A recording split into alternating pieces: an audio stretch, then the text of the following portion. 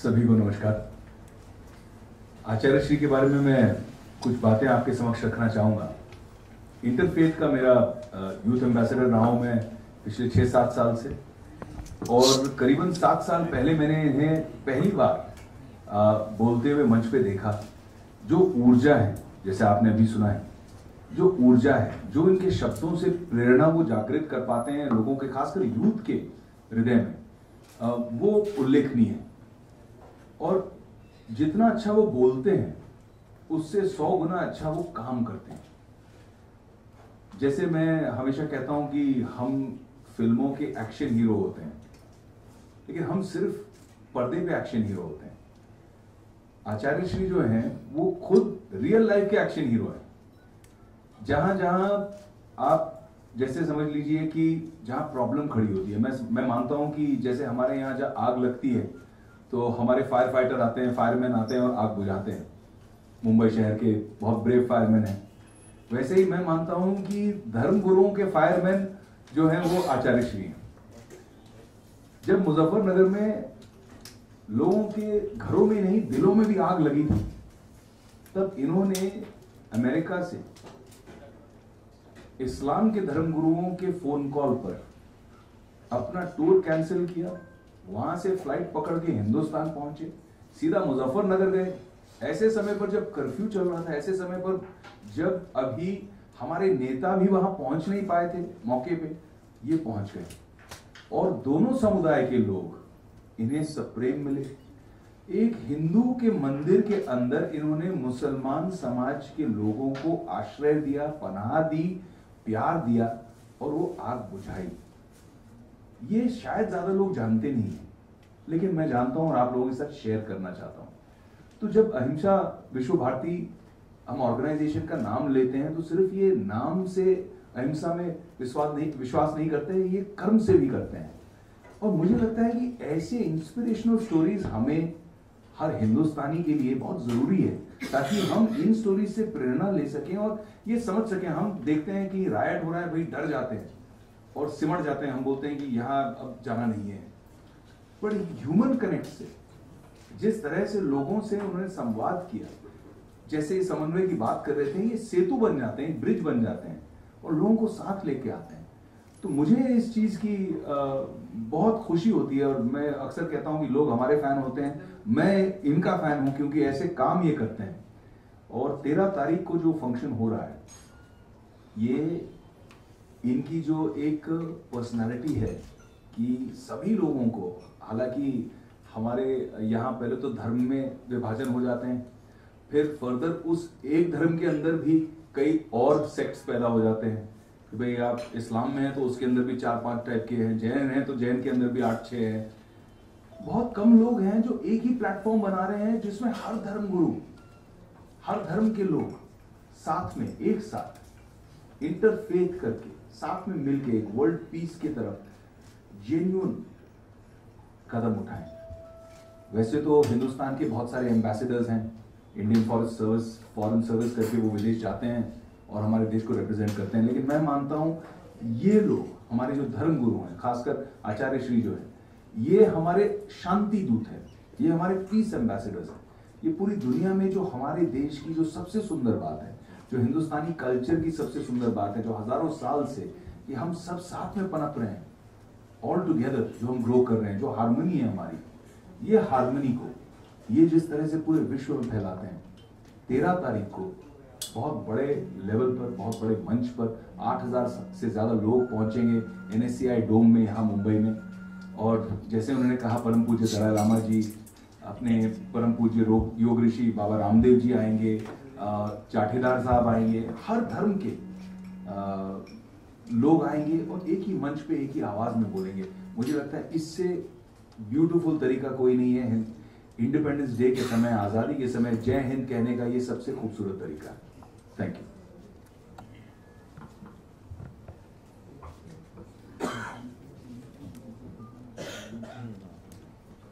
कभी आप question answer करें, सवाल अगर मीडिया पूछना चाहे तो आप हमसे कैसे। मेरे 2 क्वेश्चन है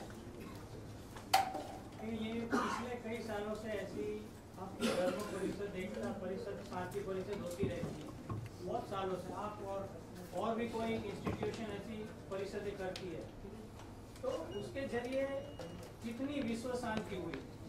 दूसरा मेरा क्वेश्चन है कि आपने कहा कि ये डायलॉग के जरिए होनी चाहिए आपके धर्म गुरुओं को, तो सरकार जो रहती है जो शांति के लिए, उसमें आप धर्म गुरुओं को कितना सम्मिलित किया गया, ये मेरे दो क्वेश्चन।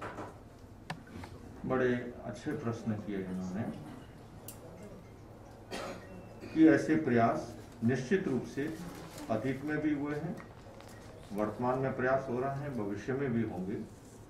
मैं इतना ही कहना चाहूंगा कि अच्छाई और बुराई हर युग में रही है। अच्छाई का पलड़ा भारी रहे, बुराई का पलड़ा भारी न हो पाए, ये प्रयास हर समय रहा है और आज भी रहना चाहिए, इसकी आवश्यकता है। अनेक महापुरुष हुए, मर्यादा पुरुषोत्तम राम हुए, योगीराज कृष्ण हुए, महावीर, बुद्ध, नानक, वो महान सूर्य थे निश्चित रूप से।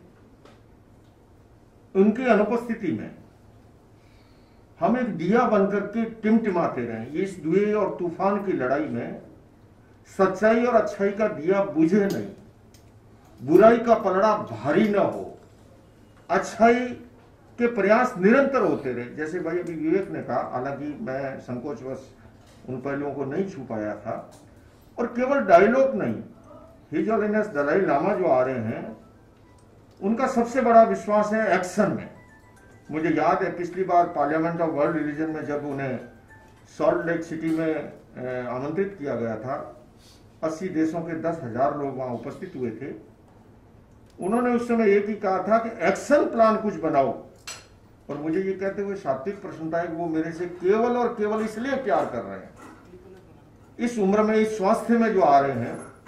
अभी पीछे केरला में जिस समय हिंदू मुस्लिम एक तनाव खड़ा हुआ, उस समय में भी जिस तरह से संस्थान ने और इंटरफेथ इस मंच ने जो कार्य किया वहां पर, मैं आपको एक प्रसंग बताऊं, सच्चा सौदा डेरे का। परसों अकाल तख्त के प्रमुख जत्थेदार स्वयं उपस्थित होंगे। मुझे याद है सन 2007 में जब सच्चा सौदा डेरा और सिख समुदाय के बीच में इतना उग्र तनाव, और ये तारीख घोषित थी कि अगली 1 तारीख को 1 लाख लोग नंगे तलवार के साथ फ्लैग मार्च करेंगे चंडीगढ़ में। दिल्ली में एक बैठक हुई, 40 धर्मों के धर्माचार्य इकट्ठे हुए, 4 धर्माचार्यों को नियुक्त किया गया विभिन्न धर्मों के। सच्चा सौदा डेरा के गुरु राम रहीम सिंह जी के साथ बातचीत, संवाद चला 7.5 घंटे, और अंततः उस समय के उग्र विवाद को शांत करने में पूरी तरह सफल हुए। केरला के अंदर जो हालात थे, उस हालात में पुनः वहां पर विश्वास, भाईचारा, अमन चैन। बंधु, मैं ये तो नहीं कह सकता कि सारी दुनिया को हम लोग मिलकर के बदल डालेंगे या एकमात्र हम करेंगे, पर मैं इतना अवश्य कह सकता हूं कि महान सूर्य ने जो कार्य किए थे, ये दिए भी टिमटिमाते रहे, प्रयास करते रहे, और आप और हम मिलकर के कहीं थोड़ा सा भी यत्किंचित भी उसमें अगर योगदान देते हैं, तो ये हमारा अपना मानव जीवन सार्थक होता है। और उसी का एक ये विनम्र प्रयास है। ये दावा नहीं है कि सब कुछ हम कर डालेंगे, लेकिन हाँ, ये अवश्य इस बीच चीज में विश्वास है कि हमें निरंतर प्रयास करना चाहिए, अच्छाई का पलड़ा भारी रहे, बुराई का पलड़ा हावी ना हो। गुरुजी, मेरे 2 प्रश्न है। पहला प्रश्न है कि 13 तारीख को जो कॉन्फ्रेंस वाली है, उसमें मुख्य विषय क्या है, क्या एजेंडा है, और दूसरा ये है कि आप वर्ल्ड लेवल पे काम कर रहे हो, तो क्योंकि हिंदुस्तान में नक्सलवाद जो प्रॉब्लम है वो सरकार और लोगों के बीच में है, उसमें तीसरा आदमी कोई नहीं है, उसमें आप क्यों प्रयास नहीं करते या प्रयास कर रहे हो, तो बताइए। इस मंच का ये मानना है कि हिंदुस्तान आस्था प्रधान देश है, और यहाँ पर लाखों करोड़ों लोग प्रतिदिन मंदिर, मस्जिद, चर्च, गुरुद्वारा, आस्था के केंद्रों पे जाते हैं। अगर धर्मगुरु अपने पास आने वाले अनुयायियों को सही अगर दिशा दे, आपने जिस नक्सलवाद की बात कही कि केवल नक्सलवाद और सरकार के बीच में, मैं थोड़ा सा आपको कहना चाहूंगा, नक्सलवाद की हिंसा के पीछे अनेक कारणों में एक बड़ा कारण अभाव भी होता है, गरीबी भी होती है, समस्याएं होती है। उन समस्याओं के निवारण में भी धर्मगुरु कैसे जो है योगदान दे सकते हैं, धर्म के स्थान ये चर्चा ही नहीं, उसके एक्शन प्लान की भी बात है। मैं फिर से आपसे कहना चाहूंगा अत्यंत विनम्रता के साथ, ये मंच पूरी जागरूकता के साथ ऐसा कुछ करना चाहता है जो देश के लिए, समाज के लिए उपयोगी हो, और जो रूट कॉज है, मूल कारण है, जिसमें मैंने बताया कि अभाव एक कारण है, बड़ा कारण है। केवल सरकार और उनके बीच में है इतना सा नहीं है, वो भी एक पहलू है, लेकिन अनेक पहलू हैं। उन पहलू, जैसे मान लीजिए समस्या कन्या भ्रूण हत्या की है, तो इसका सॉल्यूशन, जब मैंने इसकी पुस्तक लिखी और डॉक्टर कलाम ने उस समय राष्ट्रपति ने जारी की, उन्होंने मुझे ये कहा कि गुरुजी इसका सॉल्यूशन केवल लॉ से नहीं है। जब तक सामाजिक संगठन आगे नहीं आएंगे, जब तक सभी धर्मों के धर्मगुरु आगे नहीं आएंगे, तो कहने का मतलब हर समस्या के पीछे अनेक पहलू हैं।